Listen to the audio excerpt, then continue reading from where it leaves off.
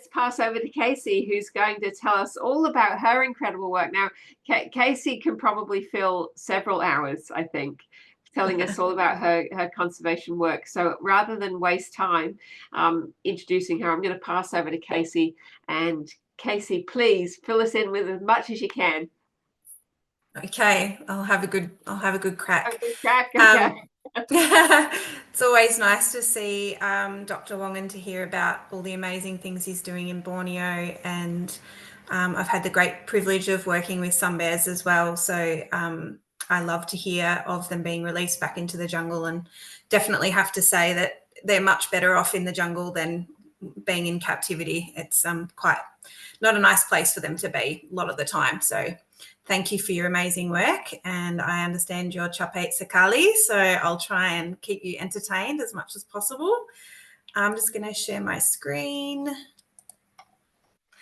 Thank you for the opportunity to come on and chat to people. It's like a convergence of worlds at the moment, seeing Elijah there. I worked for Tangaroa Blue Foundation, and he is an amazing ambassador for that organisation, Elijah, so it's nice to see you in person. But I'm not here to talk about Tangaroa Blue today. I'm here to talk about my work with the Conflict Islands Conservation Initiative. So I'm going to dive right into that. I'm sure you guys have read a little bit about my background. I am a retired vet nurse now, and I'm now working, I'm doing a terrible job of this. And I'm now working for the WA government in the natural resource management sector. But in my spare time, I'm also still helping out a lot of organisations. So when I was a vet nurse, I started my own charitable initiative called Animal Assist. And the reason I did that is because I could see a real need to assist grassroots animal welfare and conservation projects in Southeast Asia. I lived in Indonesia and Borneo for 14 months. And grew very close to lots of organisations there, and felt compelled to try and help them when I got back to Australia. And particularly during COVID, I was constantly getting emails about people begging for assistance for their projects. One of the organisations was one I'd never heard of before, and it was the Conflict Islands Conservation Initiative. And I had a very upset phone call from an amazing girl called Hayley, who was a conservation manager out in the middle of nowhere. And a lot of her funding was reliant on cruise ships coming into the region to support paying Indigenous rangers to protect endangered turtles and other marine life in the Conflict Islands. And obviously with COVID, all of that stopped, and so did her money. So I took it upon myself to try and help her out. I had no idea what to do, and I wasn't a turtle expert by any means. It was a bit of a left field project for me, but I started by contacting every turtle organisation I could find on Google, and I sent emails to every organisation. There's a lot of them, and most of them didn't get back to me. But to my surprise, one day I answered the phone, and it was Jeff Hansen on the phone, who's the managing director of Sea Shepherd Australia. And he's also a global board member for Sea Shepherd. And he said, "Hi, Casey, your emails caught my eye, and this project is interesting to us, and I'd like to chat to you a little bit more about it." And I think I almost dropped my shopping in Coles. I was just so excited that Jeff Hansen was talking to me on the phone. We spent quite a bit of time chatting about who I was, why I was helping this organisation, and he decided to go to the global board to see if he could help. And honestly, I thought that's where it would stop. I didn't think that I'd get any further with it. And a few months later, he contacted me and said, "I've got good news. Sea Shepherd, the global board, think this project is worth supporting, and we're going to give the Conflict Islands Conservation Initiative $50,000 to help fund their turtle nesting period." So calling Hayley and telling her that and hearing her scream and cry on the phone was perhaps one of the highlights of my fundraising journey so far. And I believe during that nesting period, they protected 25,000 hatchlings and got them released back into the big blue for that season. The following season, Sea Shepherd tripled their support and they provided $150,000 for that project. So over 50,000 endangered and critically endangered turtles were protected during that nesting season. And that 2-year support kept the lights on at that organisation, and it was a real privilege to be able to broker that partnership. So that's how I started working with CC. Since then, I've been fundraising and helping Hayley to write grants, all sorts of bits and pieces that have come through for her. And I was invited 6 months ago to join the board of directors, which was a real privilege and an honour to be considered.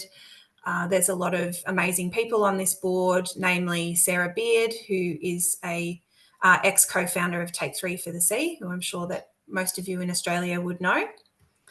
And that is where I'd like to kind of delve in a little bit more about what this project's about, because it's a little fish doing big fish things, in my opinion. So where is the Conflict Islands? Very good question. It's a 21-island atoll located in the Milne Bay province of Papua New Guinea in the heart of the Coral Sea. It's approximately 1,100 kilometres from the tip of the Great Barrier Reef, and it's quite literally a blip in the ocean. You have to zoom in as far as possible on Google Maps to be able to see the islands, and some are not even visible on Google Earth, which I think is so cool. Sylvia Earle, who some of you might know, the legendary explorer and marine biologist, introduced the term hope spots in her 2009 TED Talk, and since then has inspired millions around the world. The Conflict Islands, sorry, I've gone back to where I was, silly me. The Conservation International conducted an ecological report which revealed that the reefs hold more than half the world's coral species, making the Conflict Islands one of the richest natural habitats in the world. And Sylvia has named the Conflict Islands as one of Mission Blue's global hope spots. And they're really special places that are scientifically identified as critical to the health of the ocean. Hope spots are championed by local conservationists like Hayley, who they support with communications, expeditions, and scientific advisory. So thanks to the atoll's remote location, its vibrant ecosystem has virtually been left untouched, which is amazing. So who is CC?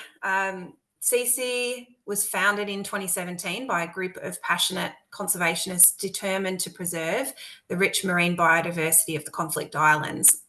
I don't know, I had to research why it's called the Conflict Islands, because it just seems so unlike a name that you would call this paradise, but it's actually named after the HMAS Conflict.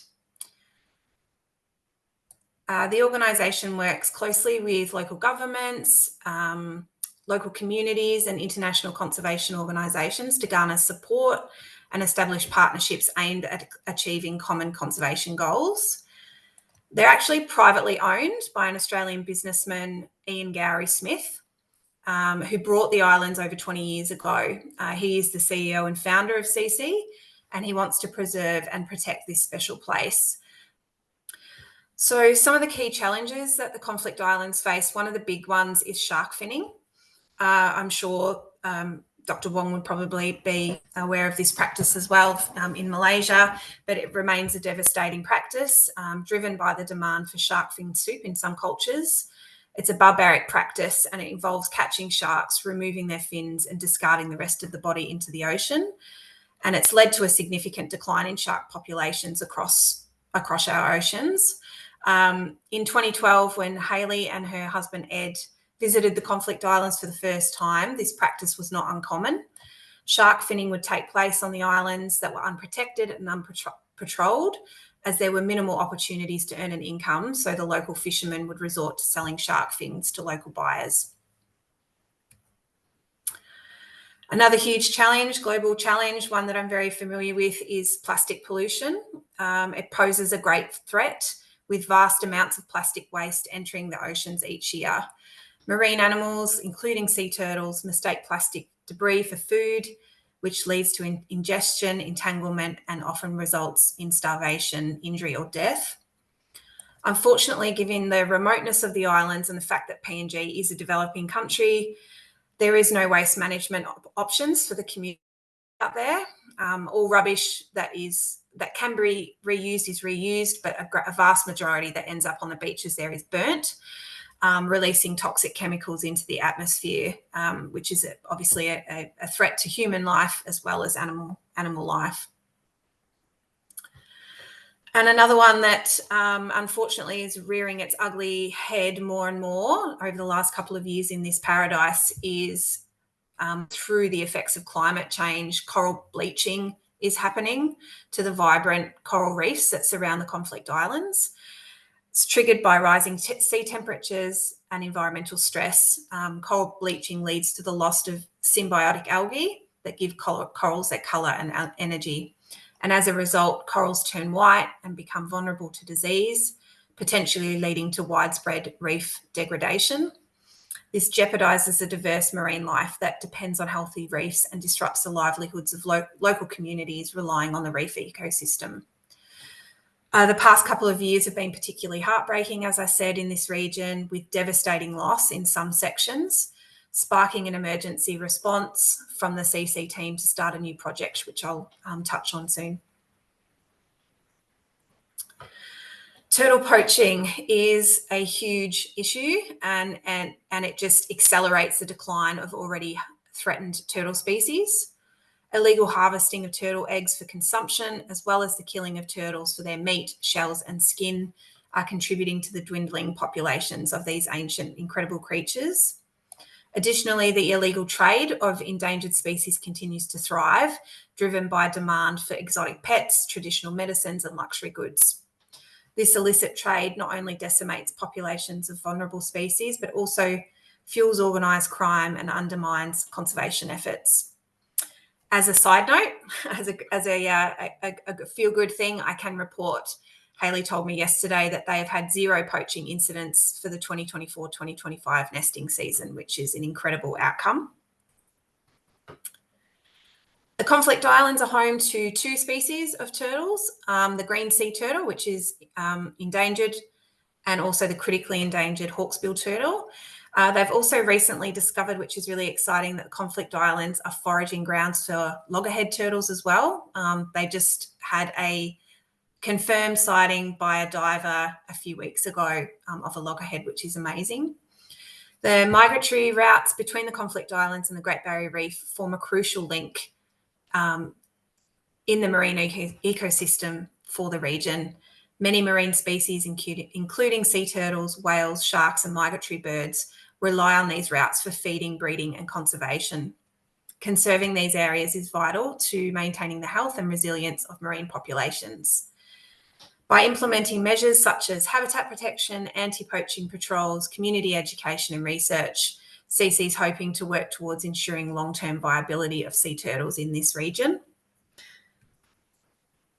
So I'll go into a little bit of the projects. They've got some amazing projects out there, and this is one of them. So this is the CC Corals for Conflicts project, and it's a comprehensive coral monitoring program to evaluate changes in the reef during current bleaching events. Through reef surveys, the team gathers vital information and pinpoints areas that have been severely affected by bleaching. This will facilitate targeted reef recovery and restoration efforts in these locations to safeguard our local reefs, dive sites, and prevent species extinction. CC has coral nurseries to cultivate heat-tolerant corals and transplantation to damaged reefs. Very cool project that's been going for 2 years now.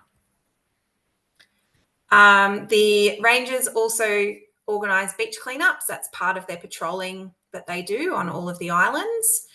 They do beach cleanups on 21 islands in the atoll, and they utilise the open source Australian Marine Debris Initiative database app, which Elijah would be familiar with, from the Tangaroa Blue Foundation, which provides an excellent platform for CC to carry out marine debris audits.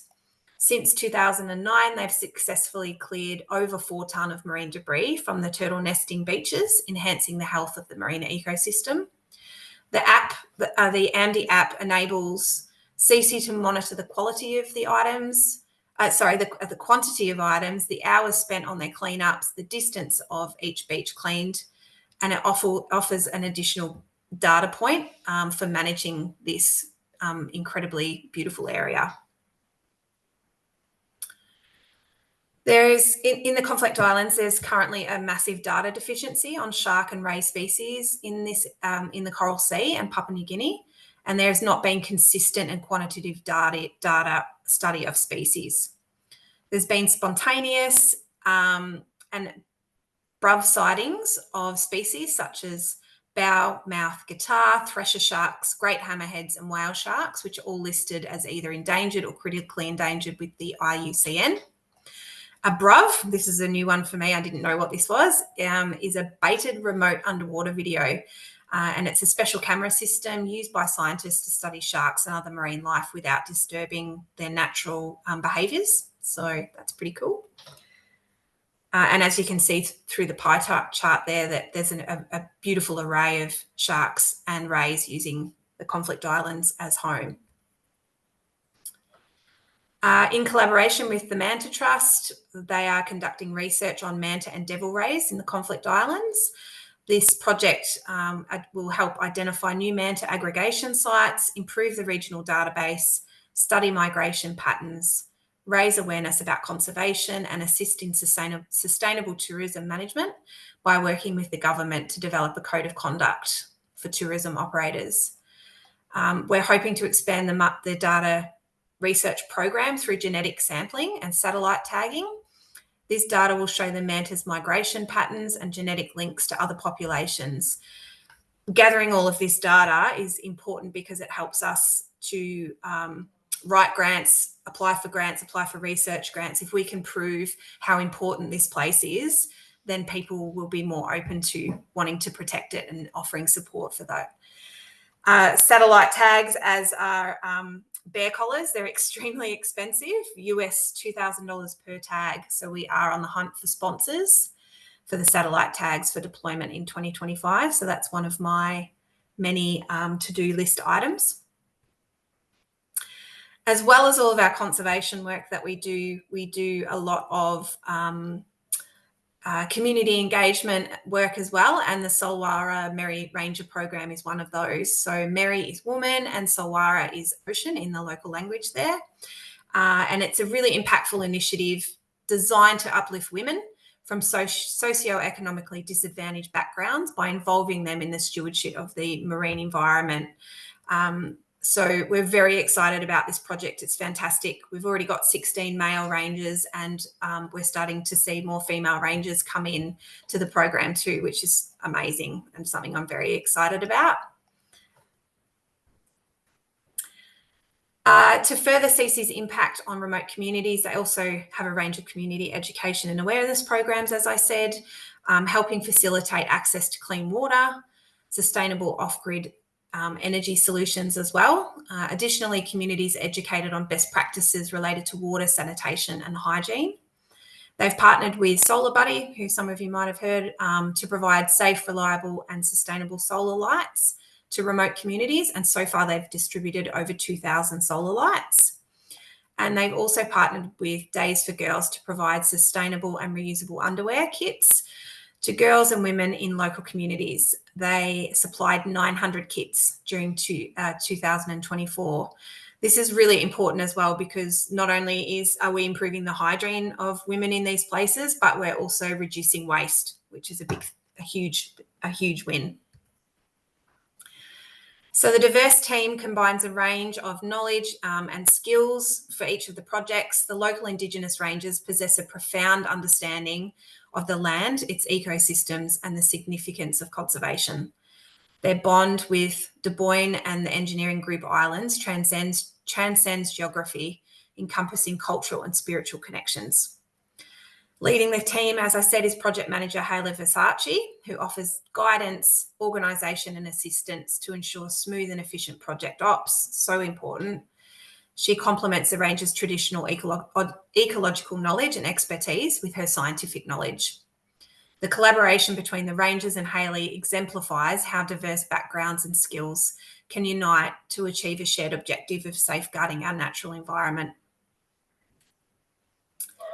Shameless plug here for Australian residents and businesses, all donations are gratefully received. They have an extremely low overhead, and I can say that because I'm on the board, so I see the figures. So much money goes back directly into their projects, which is amazing. One of the ways that you can support is by giving us a follow. We are on Facebook, Instagram. We're very active in those spaces, and we're also on LinkedIn. So we'd love to have more followers to share our journey. That's all from me, and I'm happy to answer any questions if we have any time. If not, that's okay too. Oh, we certainly do, because you know we're pushing things out a bit, and I'm sure most people here will want to spend time with you, Casey. That was amazing. My goodness, what an incredible project. Yeah, it's so great. I mean, I'm probably one of the people that just really didn't even know where the Conflict Islands was. I'd imagine that most Australians don't know where it is. So I'm going to start off the questions by saying, how do you actually get there? Yeah. Okay. So from where I am, it can take over 3 days. So drive to Perth to Cairns overnight. You miss the flight to Port Moresby, so you have to stay in Cairns for a day.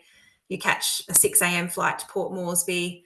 Depending on the weather in PNG, you catch an additional charter plane to Alatea, and then you do a 12-hour steam overnight on their dive boat to get to the islands. So it's not a place that a lot of people get to go. And I'm hoping through one of the grants that we've applied for that I'll be able to go over and facilitate some plastics training with the rangers there and just see the project for myself, because it's one of the projects. Conflict Islands? So within the islands, some of them are uninhabited, but it's under a couple of thousand community members. So the way it works with the Indigenous rangers is the community decide whether that ranger is to be paid individually, or whether the money that ranger earns can go back into the community to buy things that the community needs. So there's a lot of hands-off management. So it's not white people coming in trying to tell people how to run things. Hayley and Ed are very hands-off and allow the communities to decide how things are going to go, how things are going to roll, which I really like. Amazing. I know Elijah's got his hand keeps going up and down, up and down. Go for it, Elijah. Hello. So hey, Elijah. So with you guys protecting the turtle hatchlings, like you're protecting them from poachers, and is there anything else you're protecting them from?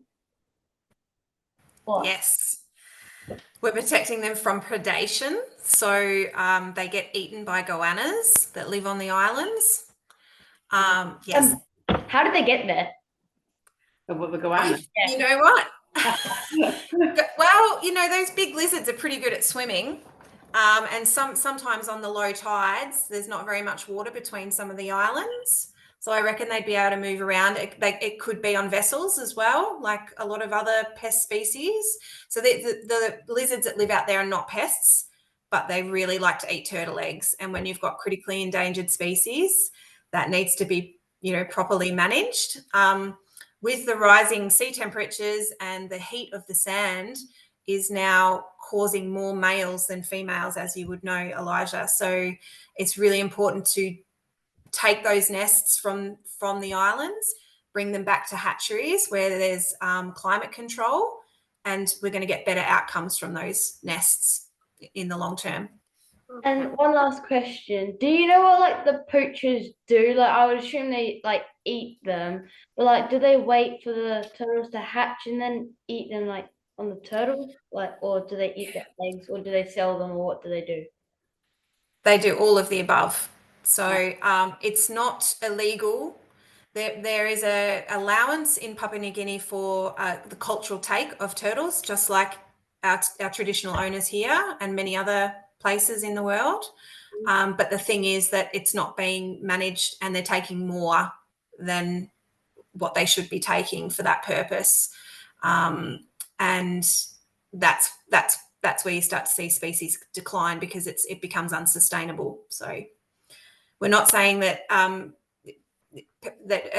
Indigenous people can't eat turtles. That's part of who they are and their culture and their history. But it's when it becomes unsustainable that's when you start to see those tipping points. Thank you. You're welcome. I'm gonna duck in with one. What is the forward thinking about global warming and sea level rises in these remote islands? It's actually having a really devastating effect, and I've had some very heartbreaking video calls with Hayley when she has screenshotted the heat map and said that they've lost from some of their dive sites everything from the top down to 20 meters is white, and she is just clutching at straws trying to save what they can out there. The deep water stuff is still okay, but it's the stuff that's closer to the top of the water that's having such impact. And the rising sea temperatures and the weather events are getting stronger, and they're taking out nesting areas as well, just like what we see in Australia. It's a bit distressing, isn't it? But they are doing amazing work for this very, very small island community. They really give bang for their buck, and it's the first time in 13 years that I've really supported a project that I haven't been on the ground to see.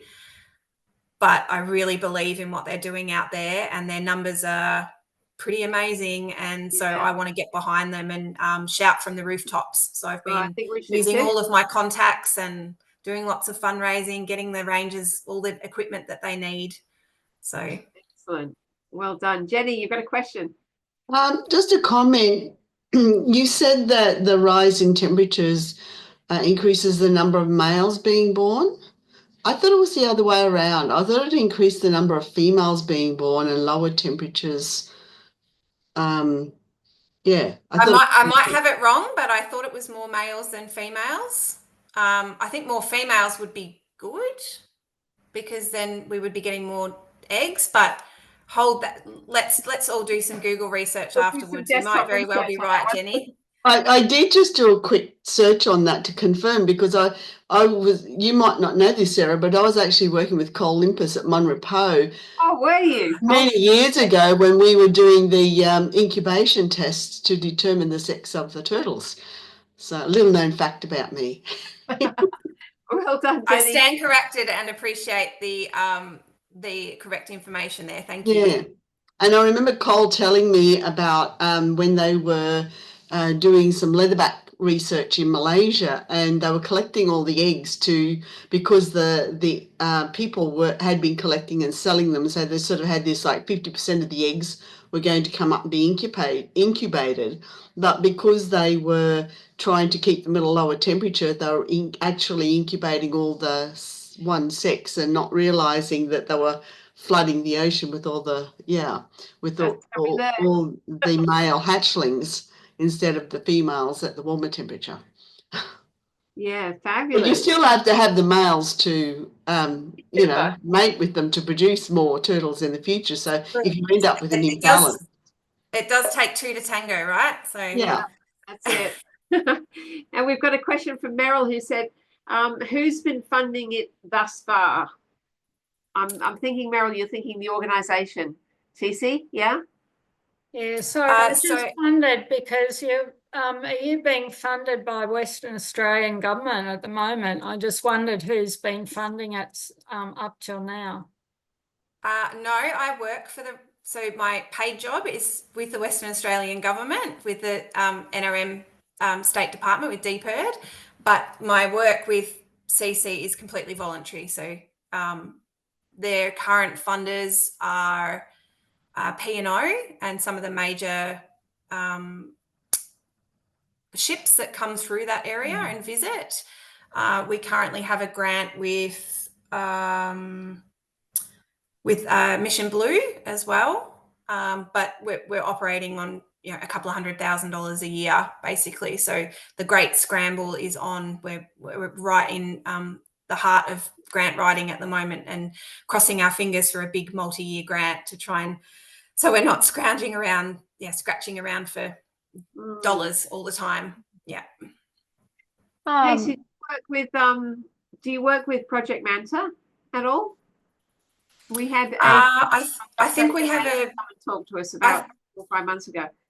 Yeah, I think I saw that actually. I think the partnership is with Manta Trust. Okay. Yeah. Awesome. Hey, Jazz. Jazz. Yeah, sorry. I was just going to say my dinner's getting cold, so I'm going to have to go. But I just wanted to thank you so much for your time being here. It's really encouraging to hear about organizations that are doing it right and actually working with the Indigenous communities correctly, because I just feel like that's still something that the world is learning to do. So yeah, I just wanted to say thank you for being here, because I've followed you guys and will definitely be considering the monthly coffee donation kind of support. So thank you so much. And Sarah, it's always lovely to see you. Lovely to see you, Jazz. Yeah. Thanks, Jazz. Good night, everyone. Thanks, Casey. Good night.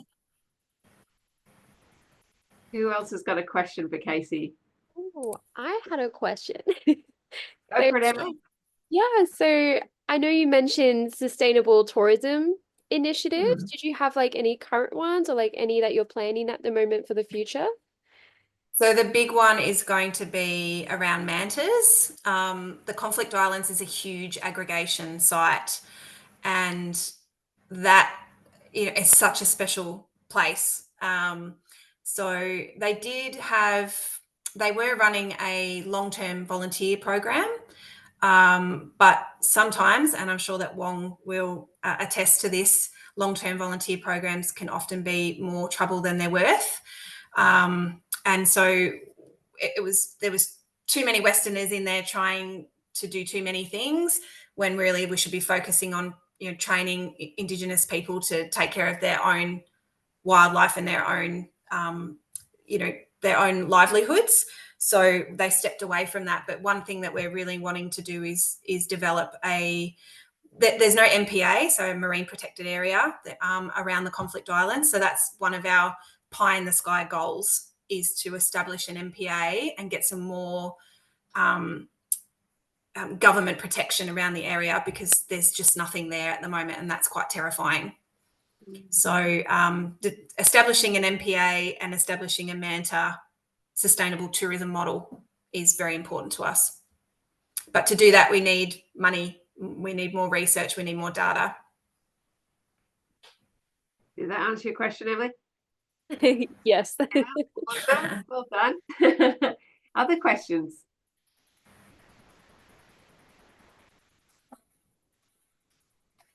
I've been freed. It might have exhausted the questions. I'm amazed to hear all the incredible work you're doing there, because that's a part of you that I didn't know very much about. So I'm so glad that you shared that with us. I know that you could probably do 10 different talks on different projects that you've done, because Casey, you're an absolute wildlife hero. You really are. So thank you very much for being here. I was really amazed to hear how much different initiatives you're doing there that are linked to the different sustainable development goals, and not just looking at one sustainable development goal. And I think that we will likely have more success by focusing across the board. So I think that's really exciting to see. that the organization is doing that. So I'd like to encourage everyone, make sure that you're following CC on socials, and make sure that when you've got, next time you have a coffee, I want you to look at that coffee and think where that money could have gone instead. Yeah, every dollar counts for a small charity, so thank you. Absolutely. Any comments or anyone want to share that what they've been doing this month? Meryl, what are you up for? No, I just want to ask, are we allowed to promote you on our own Facebook pages? Promote away, absolutely. There you go. That sounds good. Let's do that too. All right. Well, I think that's probably everything we've got for today. That was just absolutely wonderful. Thank you very much. I'm going to share my screen just for a moment, because this video that we've just been making today will be shared on my YouTube channel. If you're not sure where that is, there's the YouTube channel link, and while you're there, please subscribe to it, and then you'll know when new things get added. That'll be really awesome. There's other contact details there, so please follow along, and hopefully we'll see you here next month as well. I've got a really interesting speaker that I'm working on for you called Elliot Leach, who's who's going to teach us about, I think it's a new terminology. This is not bird watching, it's going to be bird listening. So we're going to learn all about bird listening next month. I hope you'll be here. Thank you again. Just give Casey a huge round of applause. Well done. And Wong too. You can finally get to thank you. see you guys next month.